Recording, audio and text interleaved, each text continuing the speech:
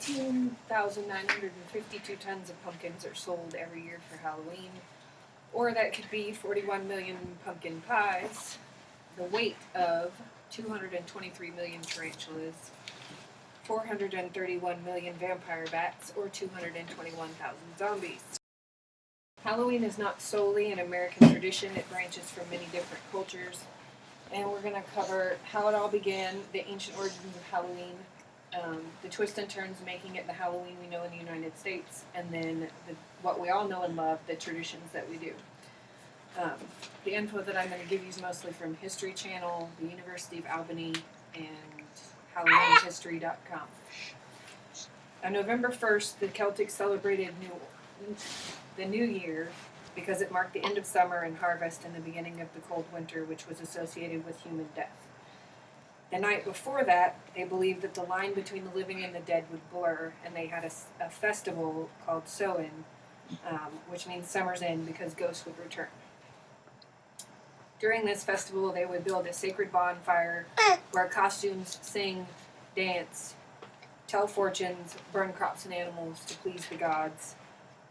After the festival was over, they would take the fire home and light their hearths with it to protect them from the winter. Then when the Romans came in 43 AD, they added two of their festivals to Samhain, which was Feralia, which was their celebration for the passing of the dead, and a festival to honor Pomona, who was the goddess of fruit and trees. And her symbol was the apple. In 1609 AD, Pope Boniface IV had All Martyrs' Day in May to celebrate the martyrs in the country. And Pope Gregory III moved in,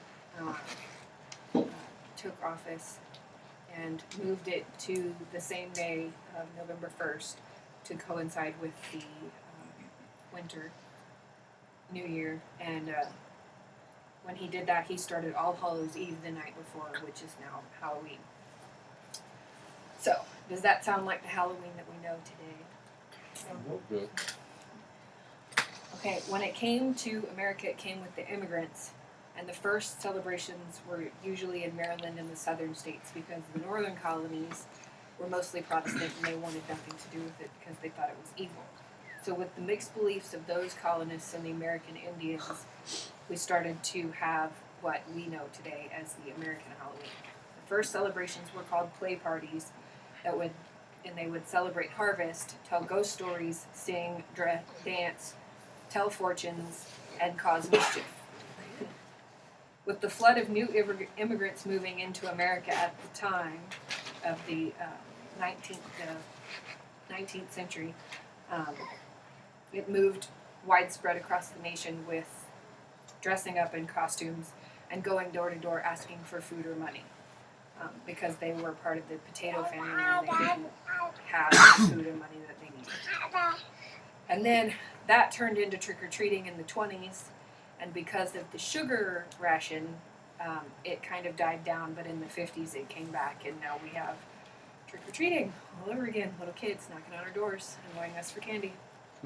Now you can see it's more like the Halloween that we know and love today, but what about those traditions?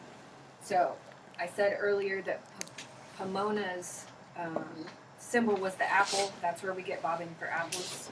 According to tradition, they would bob for apples to celebrate her in their festivities. The costumes, like I said, date back to when they would wear costumes at the burning of the bonfire to hide themselves from the ghosts that may be potentially there to harm them. And then trick-or-treating, again, dates back to All Souls Day parades when they would when the kids would run up in the parade and ask the people for food, they would get pastries.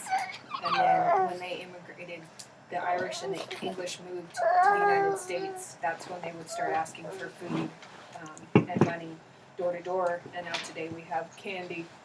So, sorry, lost my thought. 1/4 of all candy sold yearly is specifically for Halloween. That's a lot of candy. So, also for the costumes, 36% of all the money that we spend on Halloween goes to costumes. That again is a lot of money. So I'm going to go over this again in review. Today, we looked at the origins and traditions of Halloween. We learned that it didn't originally start here. It started in Europe. It immigrated to the U.S. and continued to change until it became the annoying holiday where our kids ring on our doorbells and ask us for candy. And people dress up in crazy costumes. And then we looked at some of the traditions associated with Halloween. I'd like to leave you with the fact that $6 billion annually is spent on Halloween, making it the second largest commercial holiday in the United States. Thanks.